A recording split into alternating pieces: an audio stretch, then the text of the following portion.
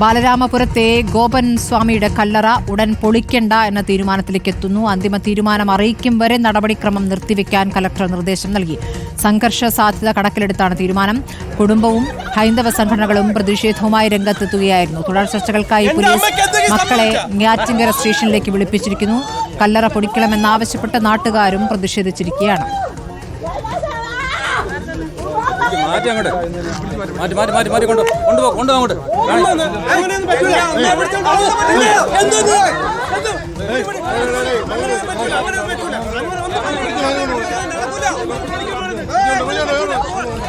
മണിക്കൂറുകൾ നീണ്ട സംഘർഷമായിരുന്നു.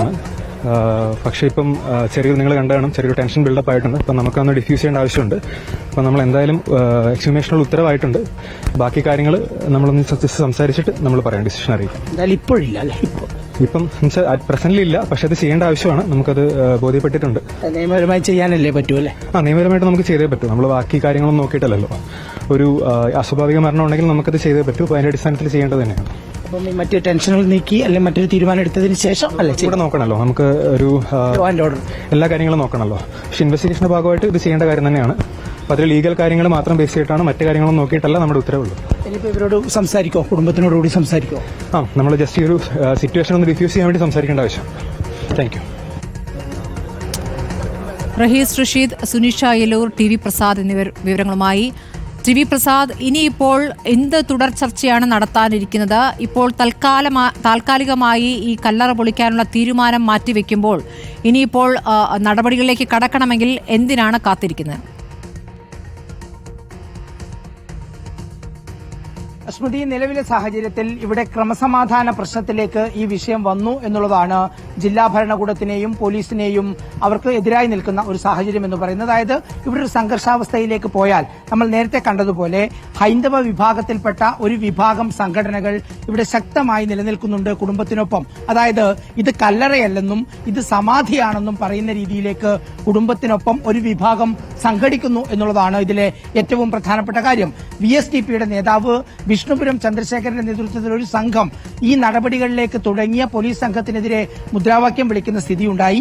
അതേ സമയത്ത് തന്നെ നിയമപരമായ നടപടികളുമായി മുന്നോട്ട് പോയേ പറ്റൂ എന്ന ഒരു നിലപാടുമായി ഒരു സംഘം നാട്ടുകാരും രംഗത്ത് വന്നു. സ്മൃതി, ഇതാണ് ദൃശ്യങ്ങളിൽ കാണുന്നത്. ഈ നീല ടാർപ്പായി കാണുന്ന സ്ഥലത്താണ് ഈ പറയുന്ന കല്ലറയുള്ളത്. ഈ കല്ലറയിലാണ് ഗോപനെ ഇവർ പറയുന്ന രീതിയിൽ സമാധി ഇരുത്തിയത് എന്ന് പറയുന്നത്. അവിടെ നിന്ന് ഒരു 50 മീറ്റർ മാറിയാണ്, ഒരു 30 മീറ്റർ മാറിയാണ് ആ ഗോപന്റെ വീടുള്ളത്. ഗോപന്റെ വീട്ടിനകത്താണ് ഇപ്പോൾ അമ്മയുള്ളത്. 2 മക്കൾ പോലീസ് സ്റ്റേഷനിലേക്ക് ആ അധികാരികളുമായി ചർച്ച ചെയ്യുന്നതിന് പോയിട്ടാണുള്ളത്. ഇവിടെ ഈ വ്യാഴാഴ്ച നടന്ന സംഭവത്തെക്കുറിച്ചുള്ള ദുരൂഹതകളേറെയാണ്. ഗോപൻ മരിച്ചതിന് ശേഷമാണോ ഈ കല്ലറയിലേക്ക് വെച്ചത്? അതല്ല, ഇവർ പറയുന്നത് പോലെ അവിടെ പ്രാർത്ഥിച്ചുകൊണ്ടിരിക്കെ ആ മരണമടഞ്ഞതാണോ? പിന്നെ എങ്ങനെയാണ് അതിന്റെ മുകളിൽ കോൺക്രീറ്റ് സ്ലാബ് വെച്ചത്? തീർച്ചയായും നിയമപരമായ ഒരു ബാധ്യത എന്ന് പറയുന്നത് ജില്ലാ ഭരണകൂടത്തിന്റേതായാലും പോലീസിന്റേതായാലും എങ്ങനെ മരണം സംഭവിച്ചു എന്നും അതിന്റെ കൃത്യമായ കാരണങ്ങളും കാര്യങ്ങളും അത് കണ്ടുപിടിക്കണമെങ്കിൽ ശാസ്ത്രീയമായ പരിശോധന വേണം.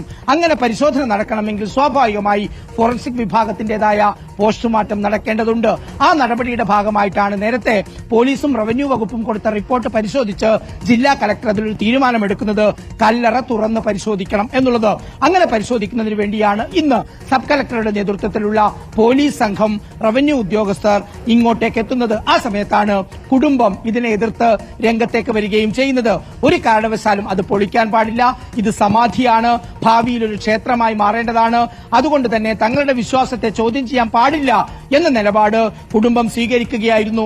കുടുംബത്തിനൊപ്പം ഇവിടുത്തെ ഒരു വിഭാഗം ഹിന്ദു സംഘടനകളും പ്രാദേശികമായി ഹൈന്ദവ രംഗത്ത് പ്രവർത്തിക്കുന്ന ചില ആളുകളും വന്ന് അവർക്ക് പിന്തുണ കൊടുക്കുകയായിരുന്നു.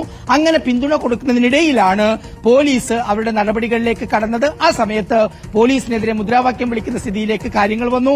അതിനു മുമ്പ് തന്നെ അമ്മയും അതുപോലെ തന്നെ മക്കളും പരസ്യമായ പ്രതിഷേധം കല്ലറയ്ക്ക് മുമ്പിൽ തീർത്തു. ഇത് പൊളിക്കാൻ കഴിയില്ലെന്ന് പറഞ്ഞു. പോലീസ് അവരെ മാറ്റി പിന്നീട് നടപടികളിലേക്ക് കടക്കാനിരിക്കുന്നതിനിടെയാണ് ഞാൻ നേരത്തെ പറഞ്ഞ മുദ്രാവാക്യം വിളികളുമായി ഒരു വിഭാഗം വരുന്നത്.